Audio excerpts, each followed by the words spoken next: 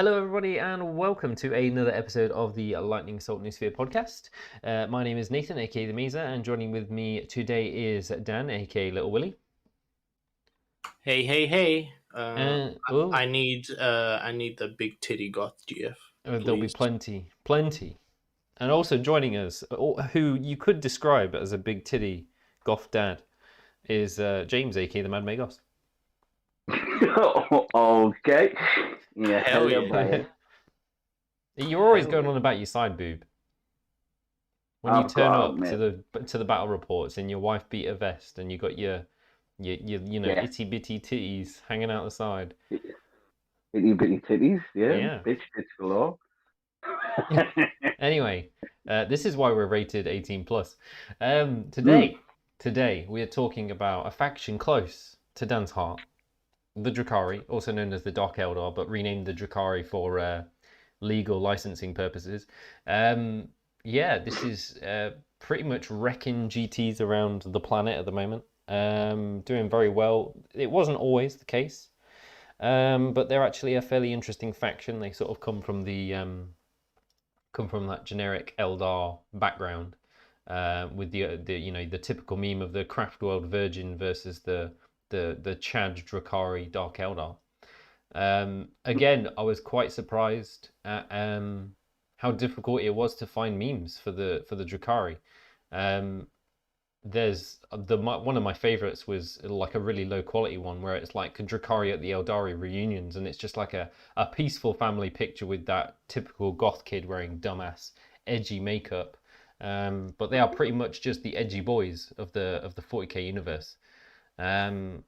But Dan, you're pretty much sort of leading this one, and James is very much not a fan of Drukhari person. We'll convince him. Yeah, I mean it.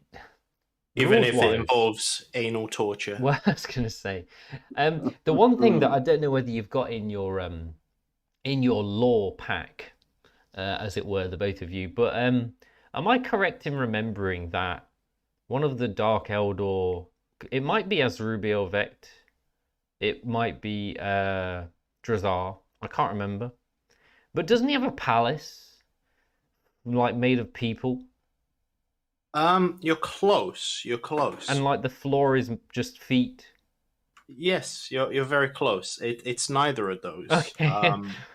It's something I was going to touch upon. Yeah, we'll cover in the lore. We'll cover that anyway. So if you guys want to take a dive in, I know James, you've got some quotes you wanna shout out. So if you head on to that, and then Dan can take us into the background of the edge lords of the universe. Fair play. So we are the Lords of Despair, Masters of Terror. Dread and agony are our meat and wine, and they are plentiful indeed. And then the other one we've got, which I thought was amazing, we own this night, just as we own the fear that runs in your veins. You may think your number protects you, but we shall feast upon your souls before the dawn. I mean, yeah. Those quotes pretty much sums it up, doesn't it? Pretty garbage in terms of trying to convince someone to play Drukhari, aren't they? Yeah, no, I think that's the edge. I think that's a weird sort of. People think that the Drukhari are edgy, but I find them to be a lot more. I think out of all the factions, they are definitely the most grim dark. Yeah. I think the true edgelords are like Chaos. I find Chaos to be like the kind of like the scene kids. They try to act edgy, but they're not. They just kind of act out, while the Drukhari are just like, bruh, just have you look, okay. I need to murder. Yeah, okay? One thing that kind of sums up Chaos Space Marines for me. There's an animated video made by someone where it's a Chaos army at the gates of a Imperial Fists fortress. And they're trying to like break into this fortress, and this one Imperial Fist Space Marine is like guarding the gate, and he's like, "What are you gonna do? You gonna cry? You gonna cry, Chaos Lord?" and he's like, "You fuck men," and all this other. And they're like, instead of launching artillery at them, they literally launch a piece of artillery at them, as in an actual the whole howitzer at the Chaos Space Marines, and that kind of sums up the edgelord I think Space Marine thing. Yeah, I can't remember what it's called or who makes it, but yeah, it tickled me. Yeah. Yeah, no, But if I had carry to on. describe chaos in 2 words, it's probably like daddy issues. Yeah, While I think the Dark Elves or the Drukhari, I think they're a bit. They are edgy probably on the surface, but I think they're written a lot better lore wise, and I think that's why they're probably my favorite faction in terms of lore. They're not the most popular faction by any standards. I think they're only popular now due to just how competitive. good they are Yeah. in the meta. So I'm It's getting a almost bit like of. Sorry, go ahead. The Dark Eldar and the Night Lords sitting in a bar, Yeah. and the Dark Eldar just looks at him and goes, "Nah, dude, you're just here playing dress up." Yeah. But yeah, no, they're I think there you go. In the spirit of Halloween, we're gonna talk about the spookiest faction, and probably the most grimdark in the whole of Well, in the whole of 40k. the funny thing is the Drukhari are like mass murdering psychopath torturers out of survival. To some Whereas extent, the Night Lords are just a herder, we pull spleens out because it's fun. well, it's not even that. I think they have a really twisted sense of sense of justice, Yeah. right? And they're trying to prevent crime by Yeah. committing Yeah. atrocity. Big brain, yeah. Can't commit crime if you're lacking a spine, yeah. Yeah. Scientifically proven. Oh boy. Anyway, enough tangents. I could probably talk about Drukhari lore for a very long time, so I'll try and keep it as brief as possible. So the Drukhari, meaning dark ones in the Eldar tongue, because they had to come up with some kind of name to copyright all of their bits. Along with their sort of craft worlds and harlequins, their brothers and sisters are one of the oldest races in the 40k lore. They were created by the old ones in order to sort of fight the Necron tier or the Necrons, if you wish. So they were the race that was sort of engineered to have psychic powers and whatnot.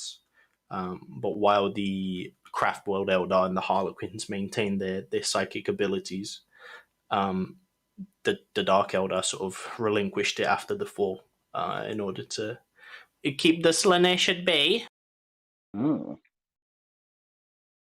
So yeah, now they live in the deep dark corners of the Webway in their city called Comora, the Dark City. I think city is an understatement. Because lore-wise, that thing is vast, and the Dark Eldar population actually is like huge. Like, I think I read somewhere that the Dark City has the population of like several subsystems, like Imperium subsystems. So, unlike the Craft World Eldar, which is a truly dying race, the Drukhari don't give a shit. Yeah. But that's because. So the Eldar were, for some reason, they were sort of designed by the old ones, maybe out of fear, or maybe as a control. That it's very hard for them to conceive children naturally. So that the Craft World are struggling with their population, but the Dark Eldar, like, why don't we just clone people? Let's just make people. That's easier, right? Yeah, like the Kriegers. Yeah. So, but not only that, completely bypass the low sperm count. Yeah. Yeah, absolutely. Completely bypass the fact that they split their own dicks in half because it felt good. They don't. That's the thing. Unlike they are close to Slaneshi worshippers, but not really. They don't commit. So they don't torture themselves. No. They torture others. So one thing that when the dark, also when the fall of the Eldar. So when Slaanesh was birthed and absolutely decimated the Eldari race, the few Eldar that were left in the webway, so they were stuck in the webway, or they managed to escape into the webway as the galaxy got torn to shit, managed to sort of find refuge in Comora. And Comora's got a very interesting sort of history. I'd love to talk more about it, because the lore of the Drukhari, the history of the Drukhari, is sort of heavily tied to Comora. And the antics that have happened there, especially with Azrael Vect in charge. But yeah, they live in their little city, little in quote marks, and they come out of the webway once in a while to murder and pillage pretty much all the other lesser races, because they're big into slavery. They like to take people for many reasons, many purposes, because the Dark Eldar figure out that their souls are being constantly leached by Slaanesh. Slaanesh has a big fetish for Eldar souls, and while the Craftworld Eldar managed to seal theirs into the little spirit stones, spirit stones don't work on the Eldar, on the Dark Eldar, because debauchery. That's that's the reason. The souls are too corrupt. Spirit stones don't work. So they figured out, some say it was Drubel Vect himself, figured out that, we can restore our souls by witnessing and dabbling in suffering. So that is how the Dark Eldar as a race sustain themselves. That is their sustenance. Yeah. Torture, misery, pain.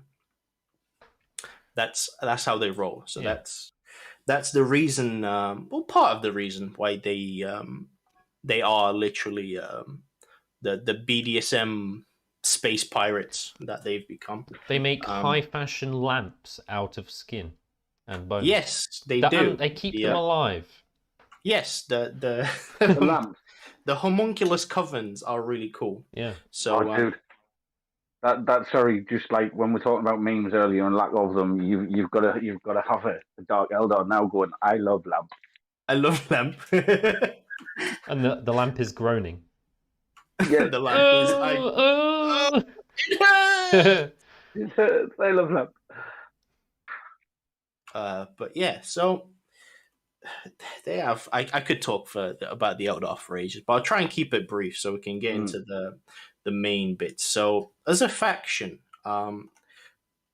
they sort of are heavily divided into lots of little sub factions, all vying for power in Comora. So you have the Cabals, which are the main sort of factions of the Eldar. They're ruled by Archons, and they are the ones that sort of hold the power. They're the ones that have the money, the status, the equipment to carry out the real space raids, because the Drukhari are in constant need of fresh supplies, shall we say? New lamps. New lamps.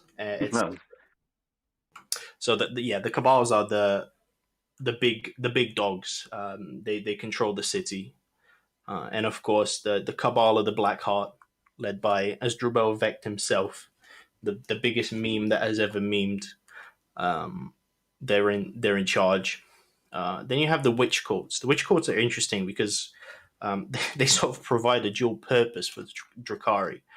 So the Witch Courts, they're in charge of their sort of gladiatorial arenas, pretty much. That's where they sort of take slaves and have them fight Drukhari and whatnot. And that there's sort of two purposes. So the Cabals use the Witch Courts as sort of guns for hire when they carry out their real space raids. But also the Witch Courts serve a very important purpose in that that's how they sustain the Drukhari. So because they are reliant on this constant sort of flow of torment, despair, agony, etc. That's how they feed, by watching the gladiatorial arenas, which I think gladiatorial arena is probably a bad way to put it. It's just blood sport, and it's not just about them killing each other. It's about killing each other in the most brutal, grotesque, slow, insane ways possible. Because the more the more ridiculous the kills, the more the more sustenance they get out of it. So the best, the most powerful witch cults are the ones that can bring in the weirdest fights, the most brutal combatants. And then you have the other set of factions, or sub-factions, should I say, which we briefly touched on, which are the Homunculus Covenants. So these guys are led by homunculi, which are absolute, truly deprived psychopaths. They are masters of, basically, they call it flesh crafting, but it's gene splicing, genetical engineering, that kind of stuff. They make the lamps. They make lamps out of people.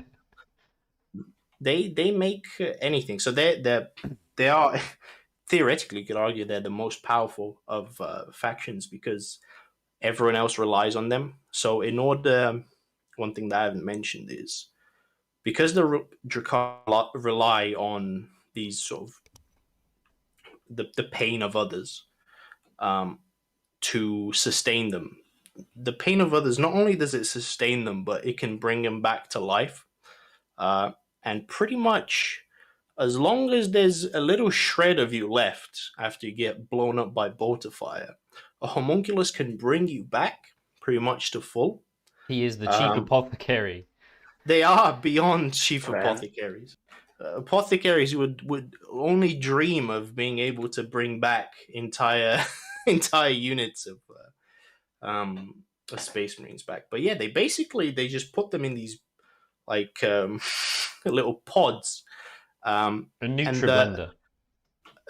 Yeah. No, they put whatever's left of the Cabalites or the Archon or whoever, because it costs a lot of money to get brought back from death.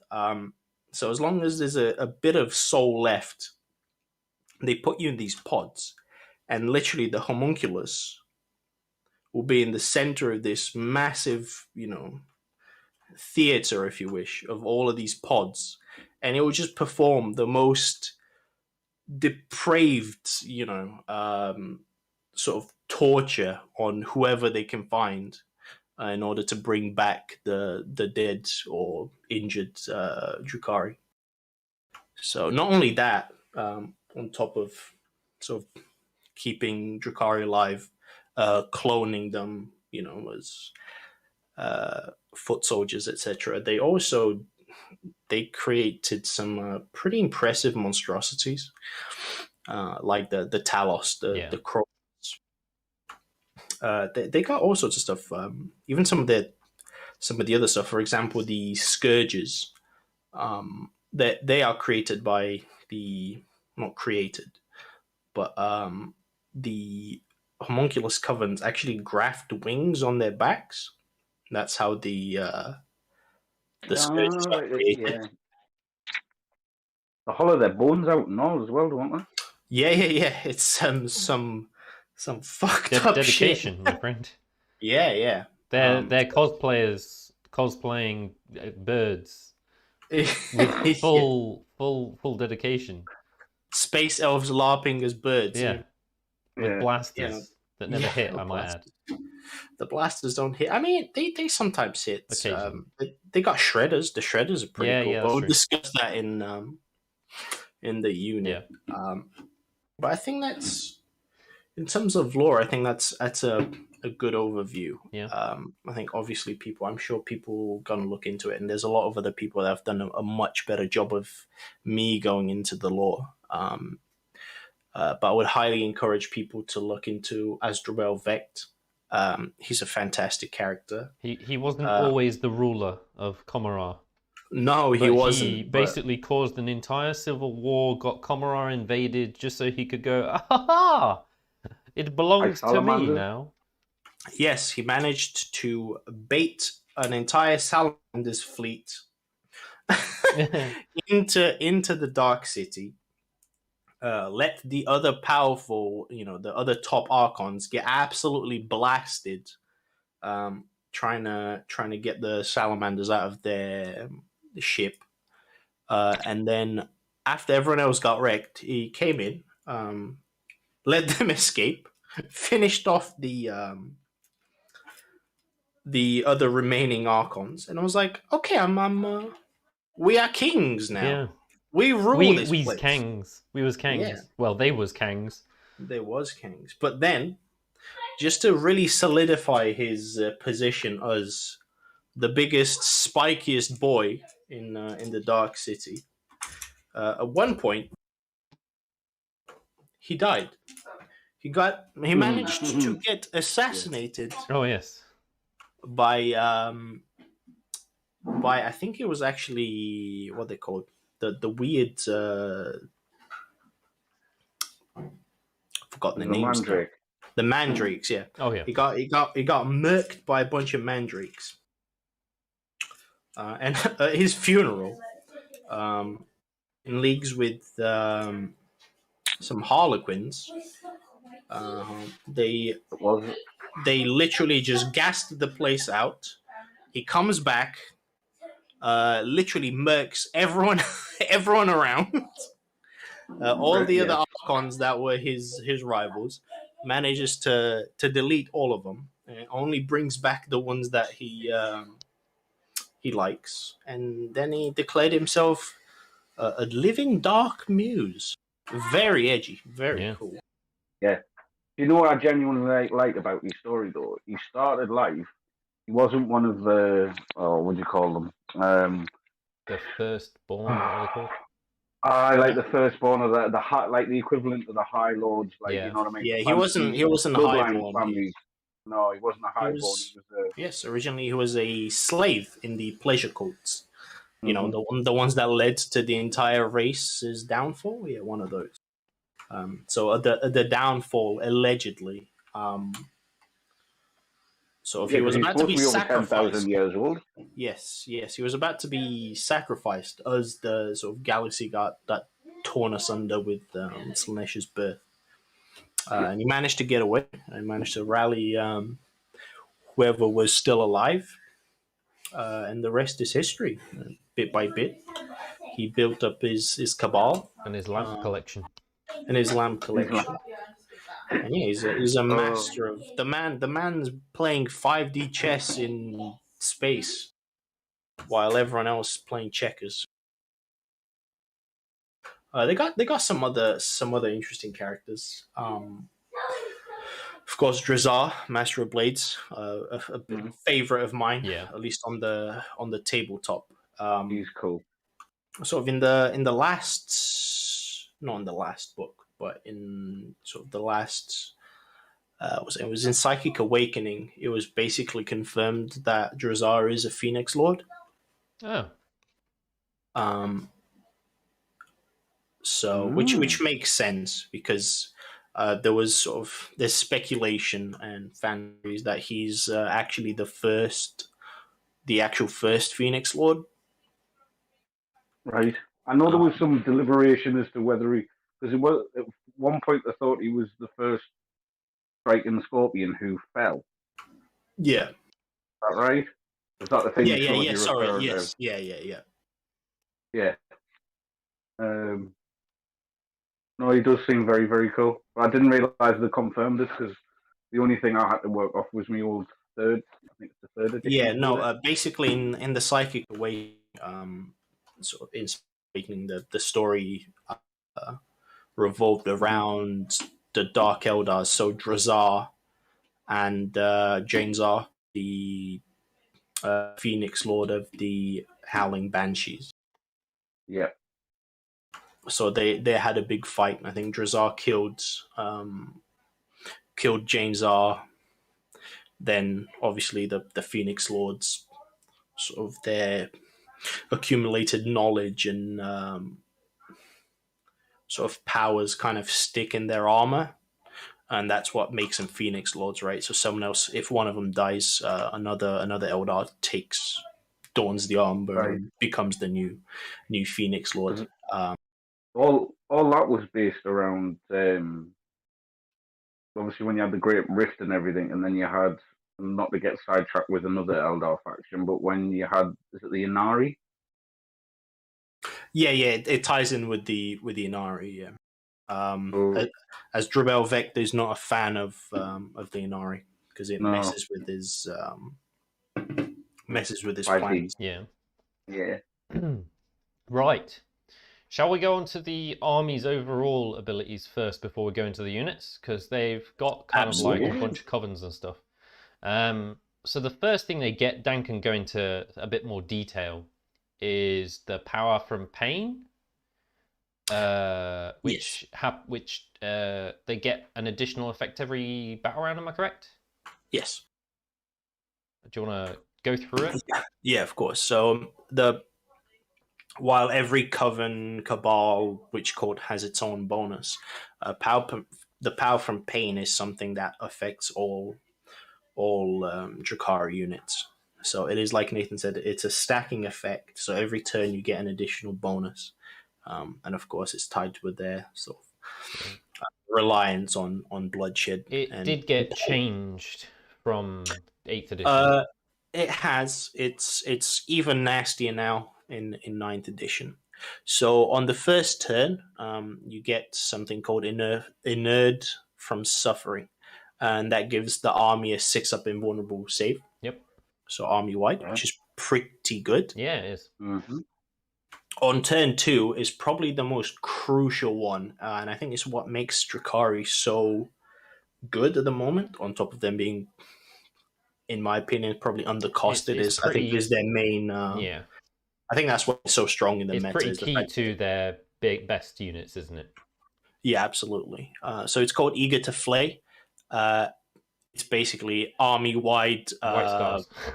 army-wide advance and charge, which is absolutely brutal because the Drukhari are one of the fastest armies already. And it's insane because it's not like, because that's like an army-wide ability that is not specific to covens, it's not specific to cabals, it's just army-wide. So it's like all Space Marines getting advance and charge on turn 2, regardless of the chapter. It's pretty tasty. It's pretty spicy. Yeah. On turn 3, they get Flensing Fury, which is rerolling ones to hit in melee. Yeah. And they don't get penalty. I think they don't get the penalty for firing heavy stuff in melee, and moving, stuff like that. On turn 4, they get the Mantle of Agony, which is a 5-up invulnerable save, which is pretty good. If the game goes long, all of a sudden, your cheap units have a 5-up invul. They become just that little bit more annoying to deal with. Yeah, so it's pretty good when you need them. Yeah. On turn 5, they get Emboldened by Bloodshed. They can't, they ignore morale tests. Yeah. And wound traps don't matter. Also, well, they do matter. It's double. It's Valhallan. Is it Valhallan or Vostroyan? They're double treated as double, having double amount of wounds if they have like a wound trap, which is also pretty good. Yeah, it comes in handy. Though. Yeah. I'm not sure how many vehicles you're going to have left by. That's by true. turn 5. Other core rules is they've got poison weapons, which means against non-vehicle and non-titanic units, they auto wound, and it's got a stat next to every weapon, doesn't it? So it's like auto wounds on a 4, a 3, or in some cases I think is a 2, but very rarely. Yeah, usually the vast majority are a 4-ups. The only ones I get a 2-up are all of them are 4s. 2s are only for like some of the HQ weapons, so some of their weird whips and stuff. And one of the cabals, Cabal of the Poisoned Tongue, their bonus is +1 to your wound rolls with poison weapons. So you're wounding on 3-ups. That's kind of cool. With poison weapons. The problem with poison weapons is the vast majority of them. So the poison weapons are sort of the bolter equivalent for the Drukhari. It's sort of their standard equivalent. Yeah, or Laskin equivalent is their sort of standard loadout. The problem with it is got no AP. Yeah. So wounding stuff on a 4-up is nice, sure, if you shooting at a monster. Like Tyranids, for example, wounding on a 4-up is nice, but 0 APs. Yeah. The army's all about that melee and Dark Lancers, though, isn't it? Yeah. They've got a lot of the melee units have blade artists, which means on a wound roll of 6. Yeah, so I think everyone for the Homunculus Covenant, like the monsters, have blade artist. Yet. So wound rolls of 6 are extra 1 AP. With, yeah. Kind of like shuriken cannons and shuriken pistols. Insensible to pain is not army wide, but a lot of units have it, depending on what kind of army you're building around, which is just a 5-up feel no pain. Yeah, insensible to pain is what the Coven units get. Yeah. So instead of getting the extra AP, they get a 5-up feel no pain. Yeah, and the last one that I'm not 100% on is combat drugs. So combat drugs are something specific to witch courts. So only the witch courts. Again, this goes back to the sort of all of the little subfactions. So the witch courts have their combat drugs, which basically is an extra bonus you choose for each specific unit, and you either choose one or you can roll a dice and pick 2. Yeah. Based on the dice roll, but they are an extra bonus. So, for example, who gets them? The witches get them. The Reaver jet bikes get them. Helions get them. The Succubi get them.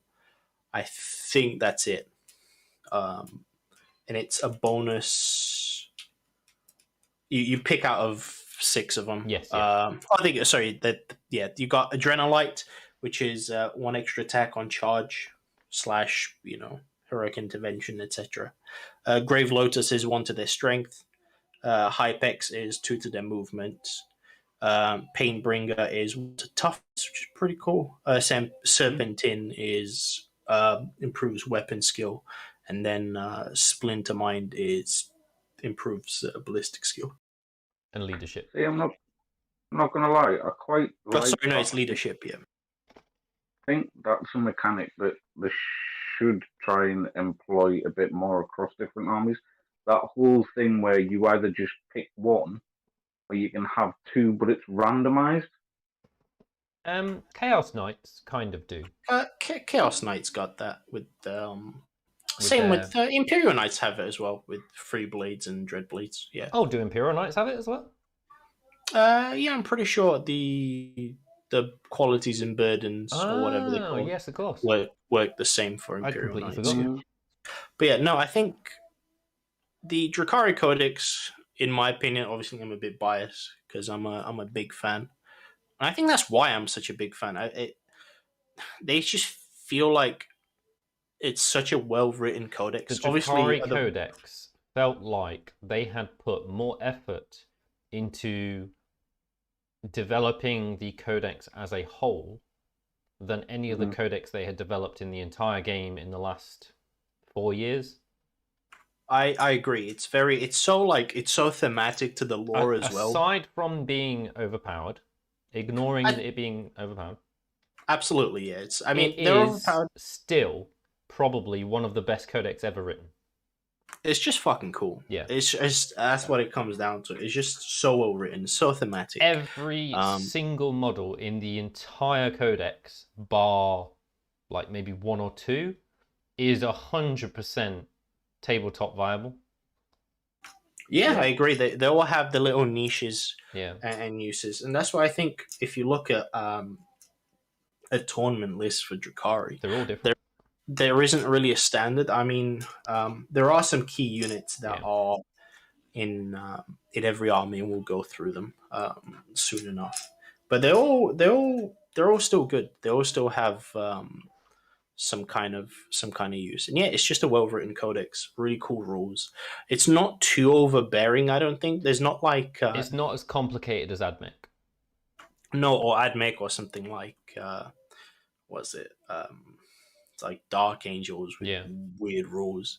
It's just once you get your head around that, like I think it got better in 9th edition as well, right? That basically it boils down to there's 3 sub-factions. You got your Cabals, you got your Witch Coats, and you got your Homunculus Covenants. And basically, if a detachment has all units from, they're all from the same Cabal, or all from the same Witch Coat, all from the same Coven, they get the bonus for that thing. And one thing, again, another thematic rule that I think is really cool, right? So, lore-wise, of course, Drukhari are all about raiding parties. So, rule-wise, if you take 3 patrol detachments, they cost 0 points. So, instead of having a battalion with Drukhari, you usually take 3 patrol detachments. And you're not punished for it.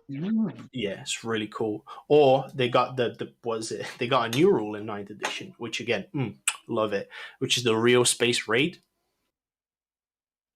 which is you have to take a very specific you have to take an Archon, a Homunculus, a Succubi, and also one of each of the basic troops. So at least one Kabbalite unit, at least one Witch unit, and at least one Rax. Which, frankly, you're gonna take.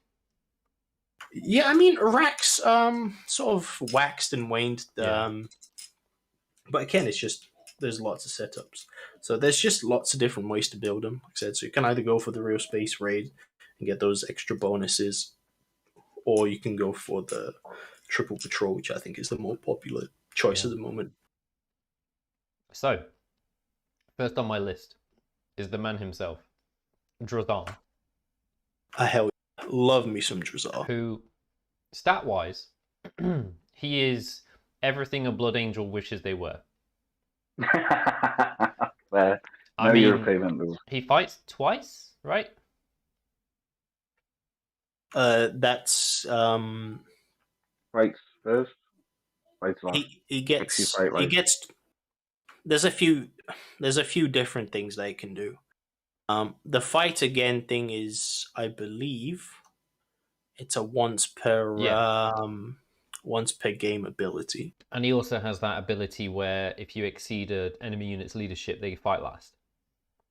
Yeah. So him and the Incubi. Yeah, and he's kind of a super lord as well, because he gets to reroll all hit rolls and win rolls for himself, I think, and he rerolls for Incubi. Close. So he only gets to reroll all his wounds and hits if he's the warlord. That's his warlord trait. But no, he gives Incubi full rerolls to wounds, which is. Oh, sorry, no, I'm completely wrong. It's not. They don't reroll wounds. They add 1 to the wound roll, which is brutal. Absolutely brutal as an ability. Yeah. It's ridiculous. I recall me and you playing a 500-point game in preparation for the tournament. Yeah, and Drukhari and one squad of Incubi destroyed my entire army of Custodes and Sisters in a single round? 2 rounds? Yes, it was literally turn 1 I did nothing. Turn 2 I got out a transport, advanced, charged, and melted your entire army. Yeah. It was obscene. Drukhari and Incubi is just like they are terrifying for all heavily armored elites because of the flat 2 damage, flat 3 damage shit. Yeah. It's just like, sorry, I forgot. We didn't talk about. I think maybe we should add that like a bit. I think we should add like sort of the ethos, the sort of what makes Drukhari. What's the army about? Oh, they're fast as fuck. Yeah, so the whole. So the army is basically, like Nathan said, it's a very fast but very fragile army. They're not the easiest army to play. It's an army that lives and dies in the movement phase. So one wrong movement will get you blasted off the table pretty They're a fast. freight train made of ice. Absolutely. So they're very fast, Right. very fragile. But in the hands of good players, Yeah. they are devastating. That's why they see so many top They're not tournament results. necessarily durable at all. No, They're no. very fragile. They're very fast. The main reason why they are so successful is because they trade extremely efficiently. So Yeah, I think they just throw units at you. Those units kill what they are thrown at, and then they die on the clapback. Absolutely. But the Drukhari player has only lost 100 points versus the Space Marine player who's just lost 250 points. Yeah, they hit very fast. And Yeah. I think they are probably still a bit undercosted at the moment. Predominantly, I think the witches are the main culprits, and the succubi itself. I don't mind succubi. I think, yes, in a vacuum, the succubus, the warlord succubus with all the trimmings, is obscene for its point cost for like whatever you don't even have to upgrade it to like master succubi. Yeah. So for reference, because for some reason the slide seems to have disappeared, I did have a succubus on here, and she is, I mean, I can give you so there's basically what people do is they always build one succubus in the same way, which is the so-called blender succubus. Sorry. Just read a comment. So and Cameron said, "You're telling me to play Drukhari, yet Orc freebooters can kill 1,800 points in a single turn." I can't argue with that. He's not wrong. Yes, No. yes, he's right. But do they have big titty goth GFs? No. The difference is when you get Big titty absolutely old GF. smashed by Drukhari, you're still having fun. Yeah, I mean, they'll come at you. They'll have the turn where they pop off, right?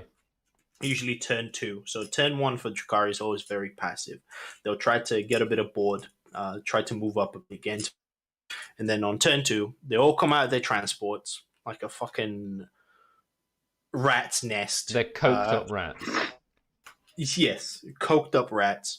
They jump out of their transports, advance, charge, and murder fuck everything in a 10-mile radius. And then they die. And then they die, yeah. And then they die. But it's fine. They do fine. suffer heavily to artillery, to line of sight ignoring artillery. Yeah, I mean, they're not known for their ranged weapons, right?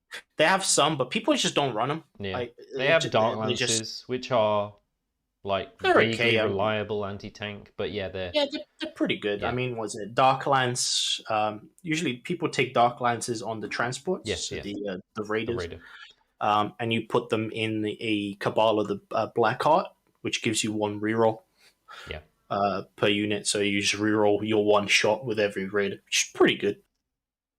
Anyway, the Succubi, the magical, wonderful. The one you give competitive edge, so she gets to redo over everything she failed in the previous fight phase. Yeah, it's broken. It's a broken character. Keep in mind that this is a 75-point model, and you only upgrade it to 75 points to pick like Hecatrix Blood Brides.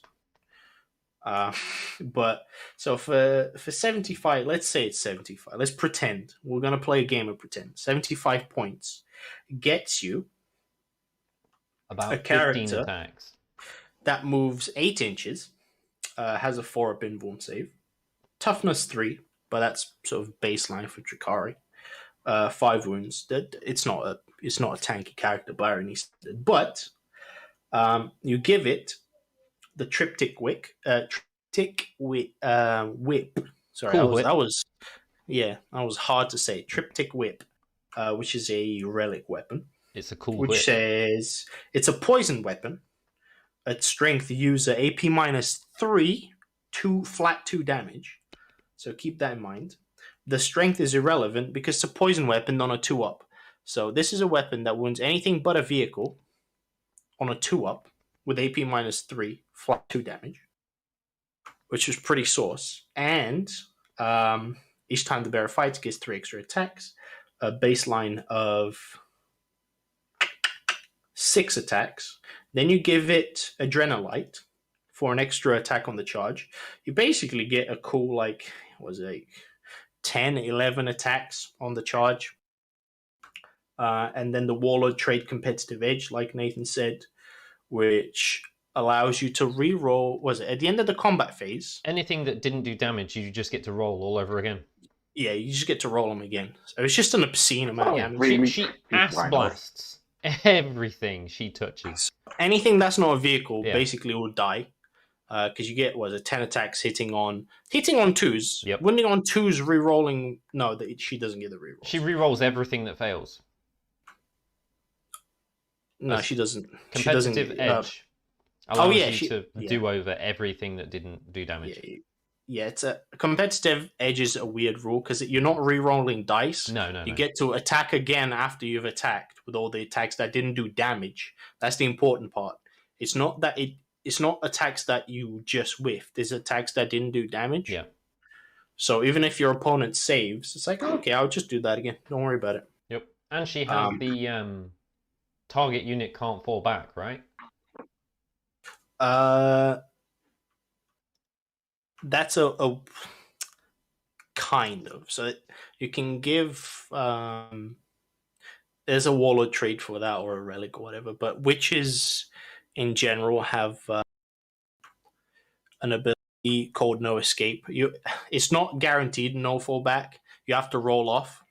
Oh, and if you win the roll, your opponent can't fall back. So she gets that. A modifier though. There is way to modify it, but it's only in the witch courts. The witches. So if you give them my Shardnet and Impaler, you get +1 to that roll. And that's why you always have one. Well, not you can't have more than one, but that's why you always take a Shardnet and Impaler in a unit of witches. Yeah, it's really good. So, and on top of that, one fact, reasons. Just to top it off, I'm pretty certain there is a stratagem that allows poison weapons to work on vehicles. Oh yes, there is now, isn't there? Cool. So, in case you want your succubus to literally ass blast a knight, whip a knight into shape, it's possible. Everything is possible when you're Drukhari. When you're on drugs. When you're on drugs, literally. This is your succubus on drugs. Do drugs. Do all the drugs. Yeah. All of the drugs. All of the time. Now, onto the. I have there's a special place in my heart for the next model because I believe Dan rolled 17 2-up inborn saves in a row with one of these bastards. The Archon, who is not an overly impressive model by himself. He's just a generic lord, gives the rerolls. He's an edge lord, so he thinks peace is cringe. He thinks God is cringe. He thinks, everything's he cringe. lives to own libtards. Yeah, dude. he's the ultimate debate me guy. Yeah, no, he's. But yeah, he has. Cool, what's it called? The 2-up involve, because it's as soon as you fail it, it's gone forever. No, it's definitely one of the most unique rules in the game. So he's basically got a 2-up involve, and as soon as you fail it disappears. Yeah, it's called Shadowfield. Yeah. So it's a 2-up involve, but if you it's a 2-up involve that can't be rerolled. Very important. Yeah. And if the first time you fail it, you can't use it again. You can't use it again. Yeah. So it gives you an option. If you need to save some shots and it's not going to kill your Archon, so stuff that's quite low AP. I'm pretty sure I ploughed into the guy with a very large squad of Custodes and dealt approximately 0 wounds to the guy. Yes, it was awesome. I love it. I love it. That's pretty much all he does. He's an honourable mention. I think people tend to run them. They run them. They can be quite killy. Yeah, they can be quite killy in 9th edition. Because when you upgrade them to a sourced up Archon, they get an ability to basically fight again. Yeah. and was it you give them Shin Blade, so they can deal well with like small to sort of low end elite stuff. So they're pretty good at killing Space Marine guards, that kind of shit. Yeah, but they're just annoying to deal with. Yeah, that's it. They're frustrating. And if I recall correctly, you modelled one with a penis, a huge penis. I did. I mean, I didn't. I think I just I just made a dong for him just for memes. Yeah. I wish I kept it on. It was fun, Yeah.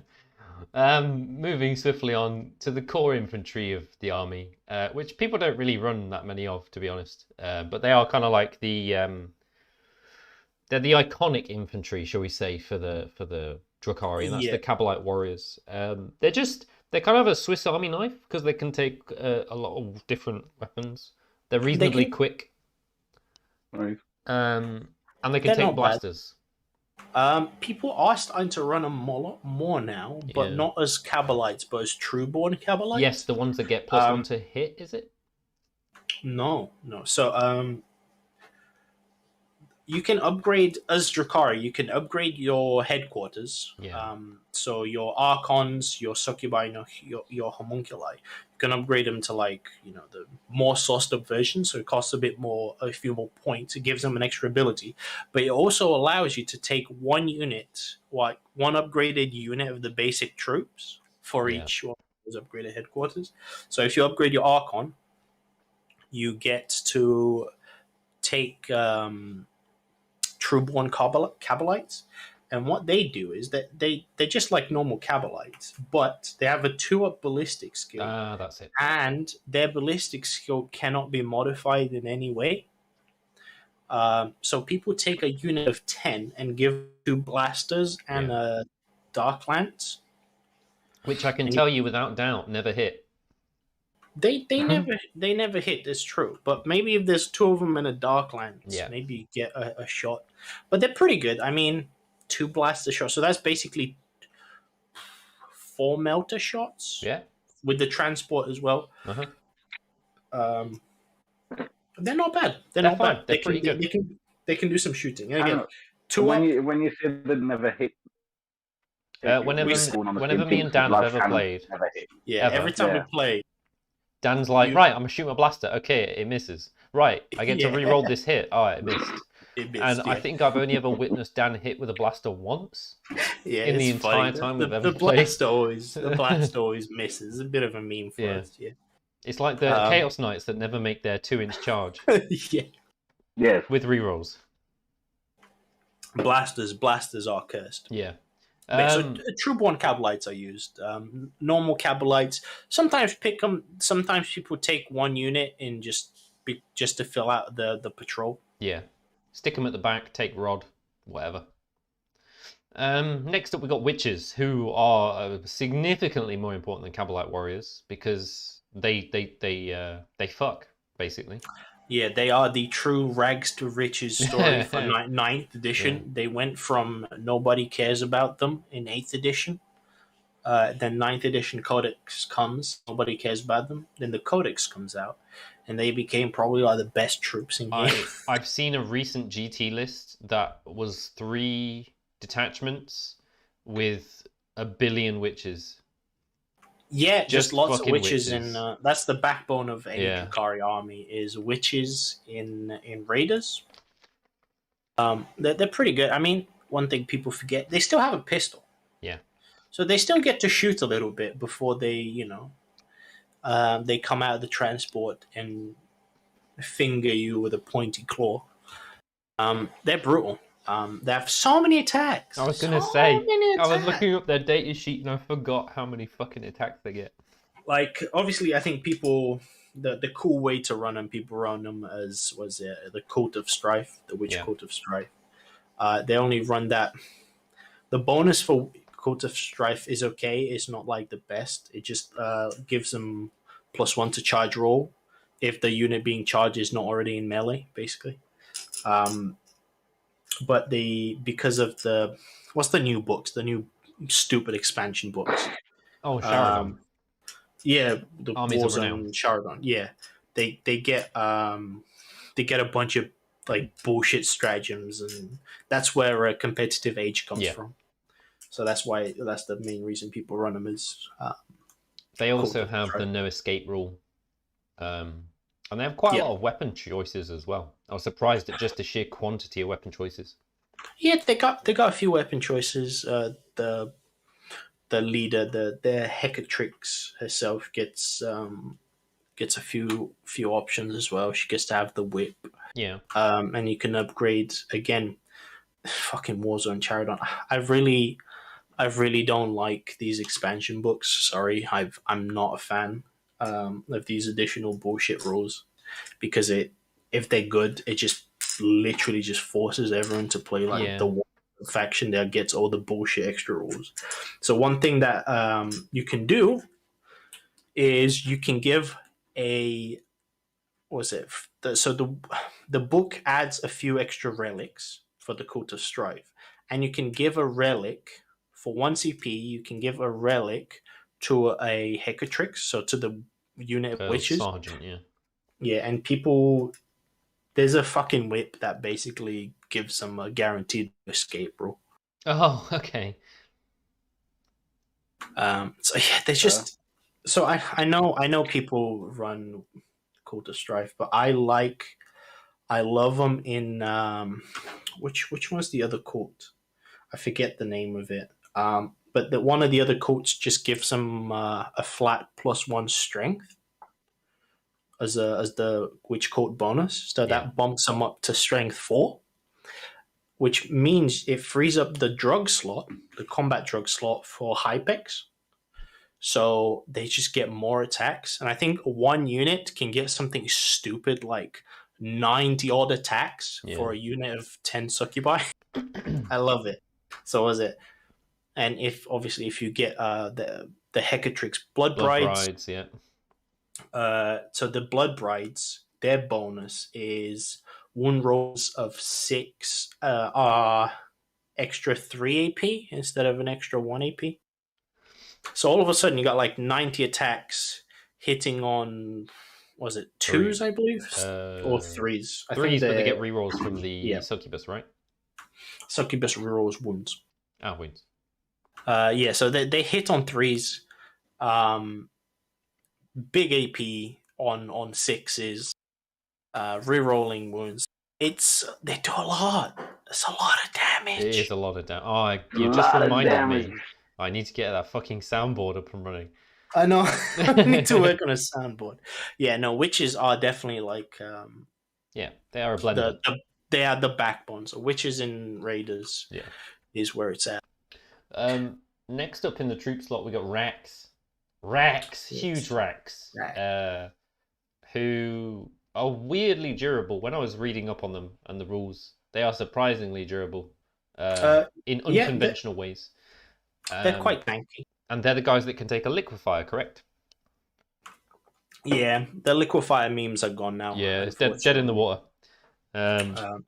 With the what was the guy called? The buffer. Fuck.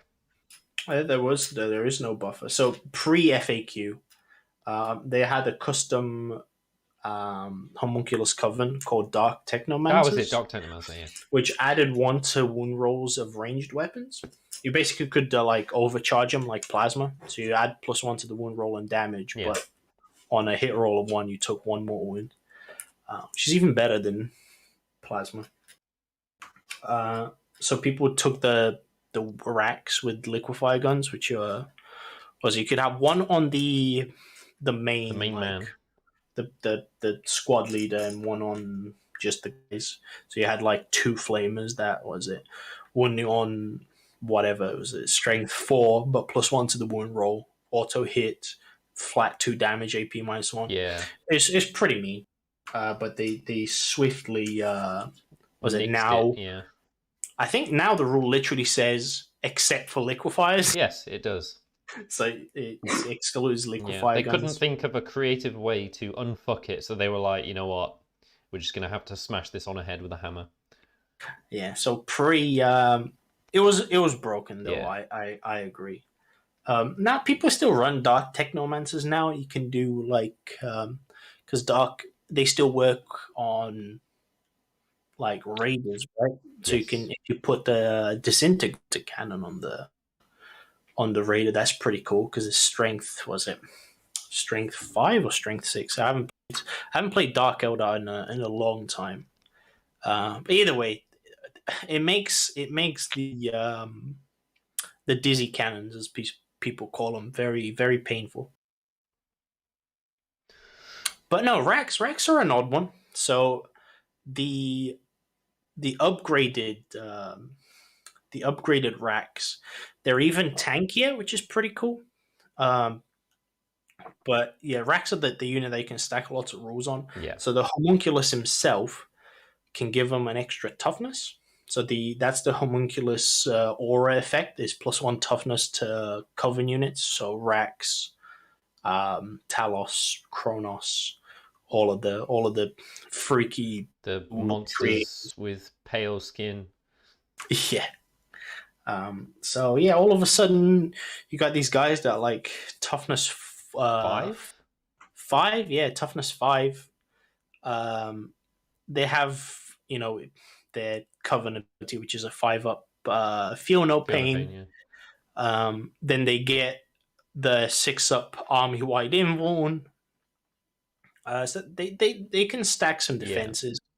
And if you get I forgot what they're called, the really freaky ones. It's not Acathists. I think Acathists is just what the sergeant is called. But yeah, they get even tankier, so they're pretty good. People run them. They're the slowest unit of all the basic troops, but they're really good at holding points. So that's why their main purpose. And bad touching vehicles that just can't get through them. Yeah. Next up, we have probably one of my favorite units from the Codex. Is the Reavers, the bikes that, when painted well, look cool as fuck. They are great models. They are probably one of the fastest non-planes in the game. Yes, they're faster than normal bikes for every other faction. Yeah, they have an 18-inch move and they auto advance 8 inches because it's just obscene. Because going fast is cool. Yeah, and they obviously have the recently nerfed but still good eviscerating flyby strat, which is mortal wounds when you pass over a eviscerating flyby didn't get nerfed. They capped the amount of mortal wounds it does. Have they? I believe they FAQ'd it so it can only do a maximum of 6 mortal wounds or something to that effect. Oh right, so I haven't paid attention. I haven't played Drukhari in a long time. Yeah. I think it's the codex came out like at the wrong time for us, basically, because it was at the start of lockdown. Uh-huh. So by the time lockdown went away, sort of I got sidetracked with other armies. Yeah, the strat is still awesome though. The strat is still good. The Reavers are great. People don't. It's not a common pick because this is the weirdest part. So in the codex, the Reavers and their Hellions are the only units that seem to be sort of vying for the same spot. Yeah. And they have very similar stat lines. Because the Hellions are the hobgoblin guys, aren't they? Riding surfboards, bladed surfboards. The green goblin looking dudes, yeah. So they're both very similar stat lines with the 2 wounds and the toughness 4. But the Reavers are faster and have a weaker melee, but potentially better shooting. And they're a tiny bit more expensive. The Hellions have a better melee, and they're a bit slower. I like the Reavers again. I like going fast. So I like Reavers. I actually have recently, it was a few months ago, I bought more Reavers. Oddly, really hard to get a hold of at the moment. I've really struggled to find just buying Reavers. Nobody has them in stock, and not even on eBay. Like, no one's selling them. But when I do play Drukhari, and hopefully it'll be very soon on the channel, I do have a unit of 12 Reavers that I want to go fast with. I mean, they can take blasters and heat lancers as well. Yep, they can take. Well, it's the heat lancers. They've changed the cost of them. So now heat lancers and blasters are the same cost. Yeah, but one's heavy and one's assault. Yes, but the heat lance does more damage. Yeah, D6+2 versus D6, and it doesn't even have to be within half range. Nope, it's just dead ass more damage. It is, yeah, it is incredible. And I don't think you care that much. They've got 18-inch range, and you're moving 18 inches, so 36-inch threat range. You kind of don't need it to be assault.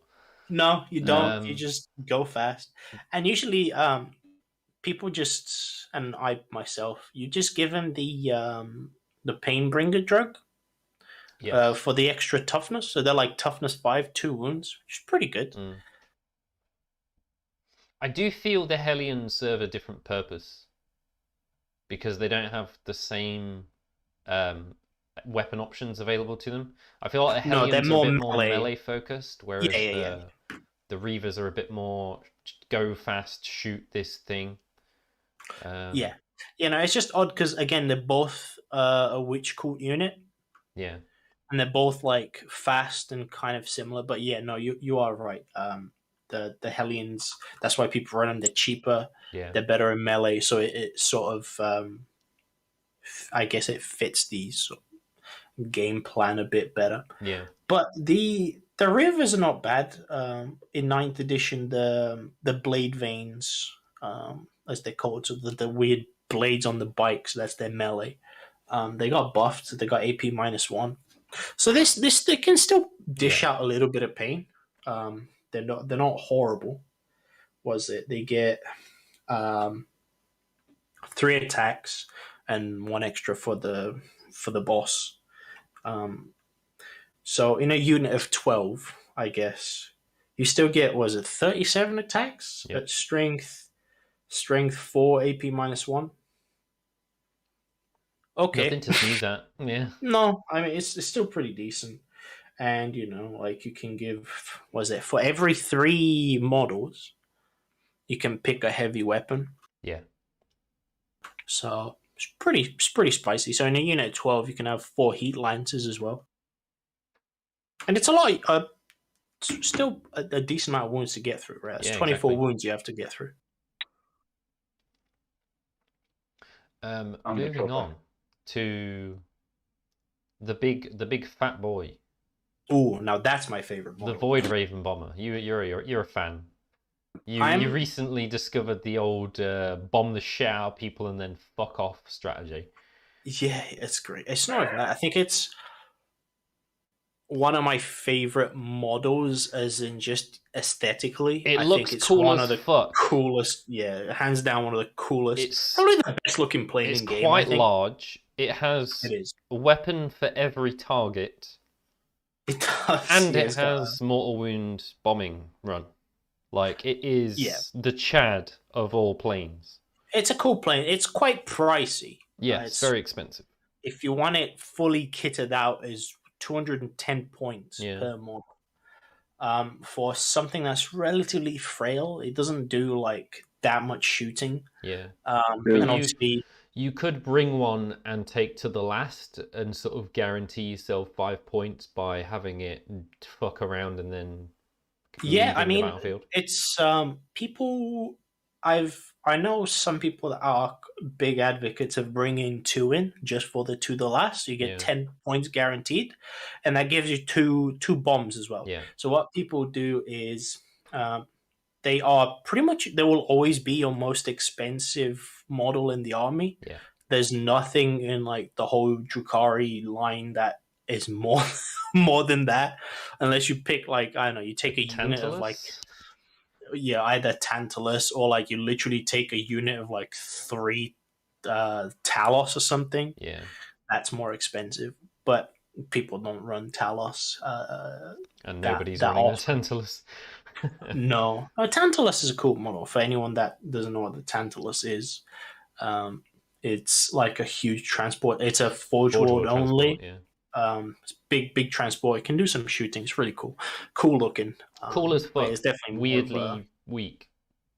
Yeah, it's not very strong, but it's really cool centerpiece army. Yeah. So if you like, so I think what attracted me to Drukhari most was just their aesthetics. I love the look of their models.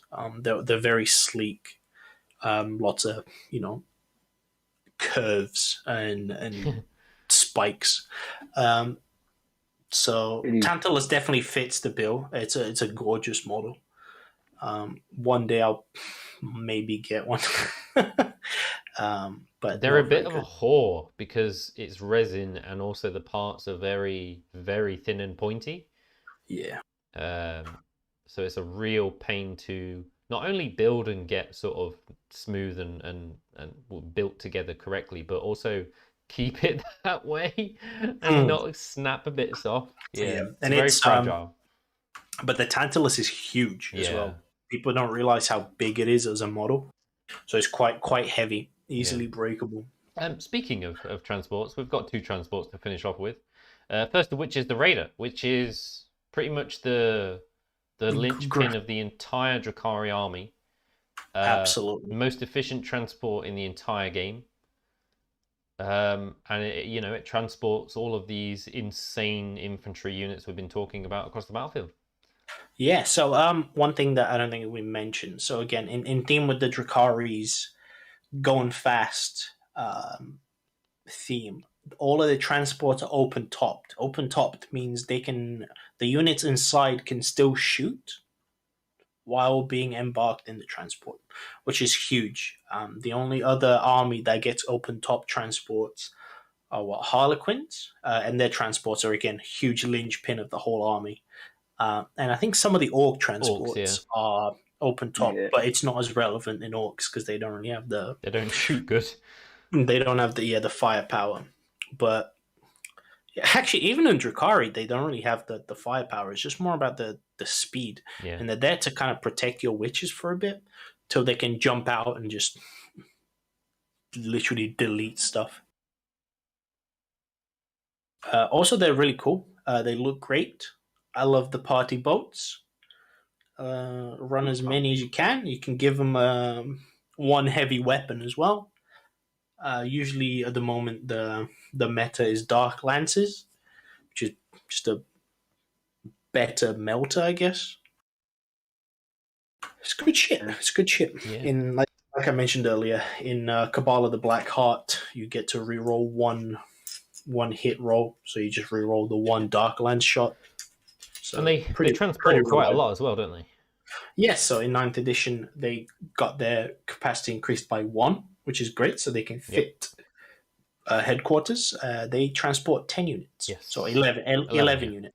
So usually it's either people will transport 10 witches, so a unit of 10 witches and a succubi, Drazar and 10, Incubai, or 2 units of 10, sorry, 2 units of 5 Incubi, yeah. And now finally for the Babby transport, which also has a flicker field, to be fair, to make it a little bit more interesting is the Venom. Yeah, we forgot to mention, so both the Void Raven bomber, pretty much all vehicles have night shields.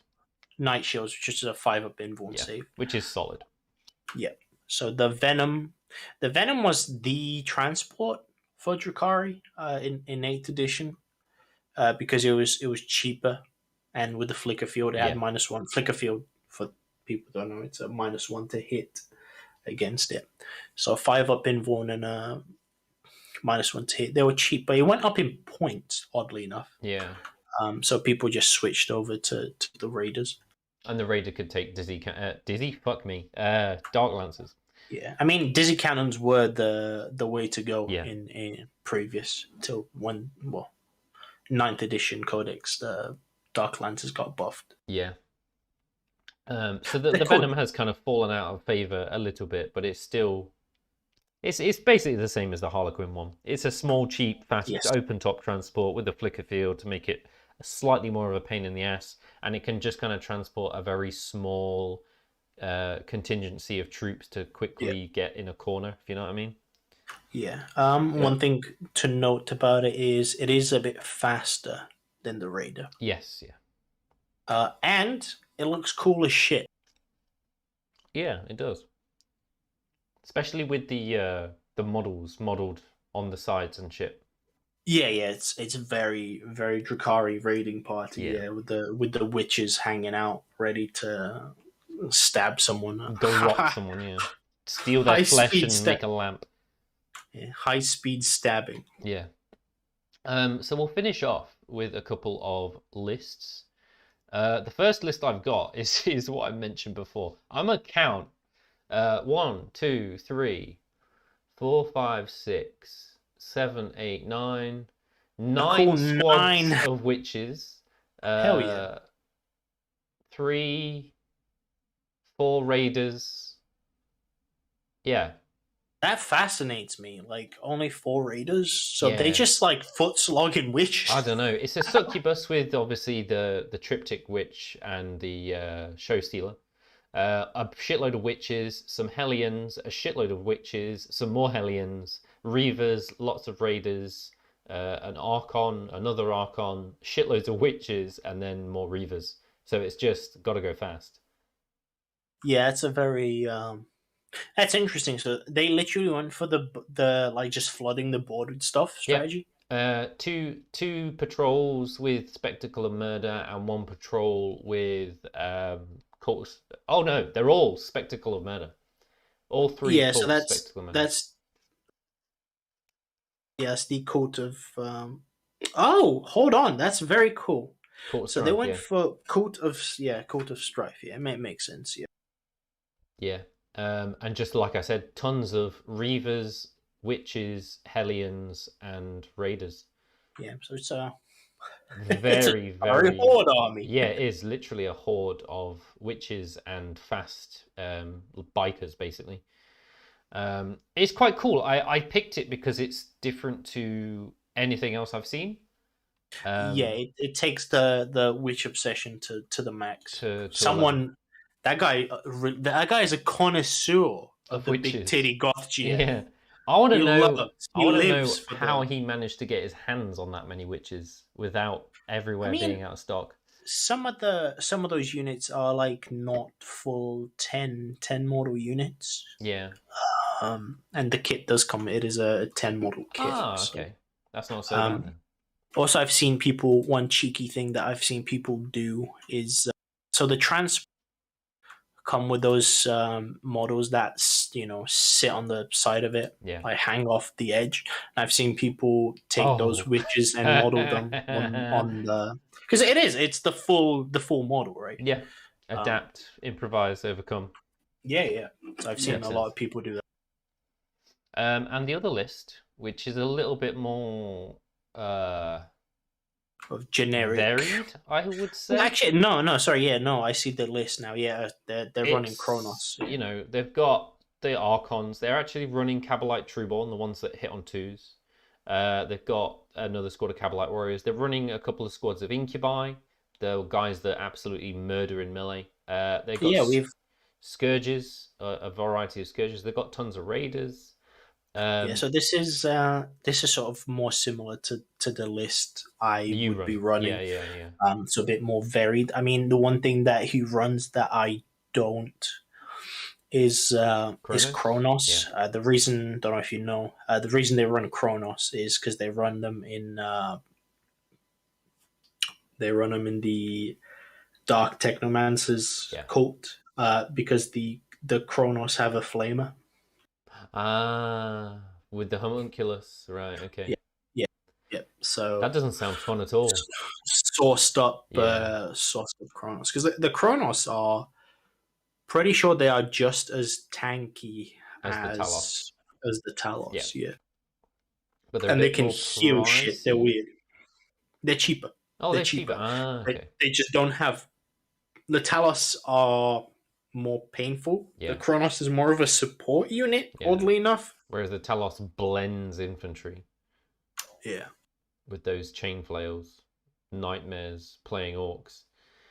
Yeah, it's painful stuff. So it's a much more varied list. So you can see that there is. I'm just going to buy 1 box of models and use that model list. And then there's a list of, hey, I own pretty much every model known to mankind and I can play with them all and still have fun. And both of these lists won both of their respective GTs with first place.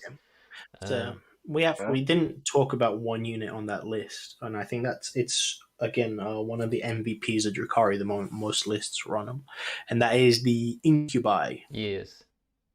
They are absolute monsters. Actually, this is weird. My PowerPoint is missing Succubus and it's missing Incubi, both of which I put in there.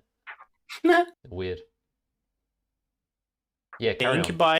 Incubi are true murder machines. So just like Drazar, they have the Tormentors Rule. So Tormentor says at the start of the fight phase, select one enemy unit within engagement range and roll a 2d6. If the result is greater than the enemy's leadership, until end of that phase, that unit is not eligible to fight until all other units fall. So it's a fight last, which is pretty boss. They have an inbuilt, wound rolls of 6 deal an additional damage. They're just beasts. They murder Marines with impunity. Yeah. They have, 3 attacks, 1 on the Clavex, which is the unit leader. Yeah. So usually people run them in units of 5, so minimum units. Squads. So you got 16 attacks, strength 5, AP -3, 2 damage. +1 to wound rolls because they're almost always next to a Drazar. Yeah, +1 from Drazar. It's painful. Yeah. It hurts so bad. Keep in mind that they are weapon skill 2, not 3. Yep. Your precious blade guard ain't surviving that. No, it's just, and again, it's flat 2 damage with AP -3 is like a death sentence to every Marine equivalent. It is. It's literally like 5 -3, 2 is like the perfect stat line for killing Marine. Also, they get extra bonus points for looking fucking cool. Yeah. Like, hands down, 10 out of 10. They're also surprisingly efficient against Custodies as well. Yes. That's the thing, though. They got lots of attacks. They got it's just good. It's just fucking good. Yeah. I think we have pretty much covered Drukhari as a whole. I mean, I've always loved them. I can appreciate some people have a mild distaste due to their current standing in GTs and sort of taking over the meta a bit. But I'm sure with a couple of points increases, I don't really want to see their rules changed. I would just like to see a couple of tactical points increases here and there, because people have fun with them. Yeah, no, I think from a balance perspective, I think the witches need to go up in cost, maybe 1 point. They're already more expensive than the other 2 troop choices, but they are a bit like, no, I agree with you. I think it's fine to keep them on this theme of like glass cannons. I love it. It's very Dark Eldar. That's what they're about. But yeah, I think they're just a bit too efficient point wise. I think Incubi and witches are probably the main culprits, and of course the succubus it's a bit much for 60 to 75 points. The succubus is a bit stupid. Because I think pound for pound, I don't think any other character in game can hold its own against a witch. No, I'm pretty sure she ass blasts Guilliman. She can. Oh, she'll delete Guilliman. Like, I think the only thing that can stand up to her is Mortarion. Maybe. I mean, Morty gets wounded on a 2-up. Yeah. Yeah, no, he will stand up a better chance because he's got the -1 to damage, doesn't he? So, the whip is flat 2. So, yeah, that definitely hurt. Yeah. But again, that's a 500-point model. Yeah. Yes, this is true.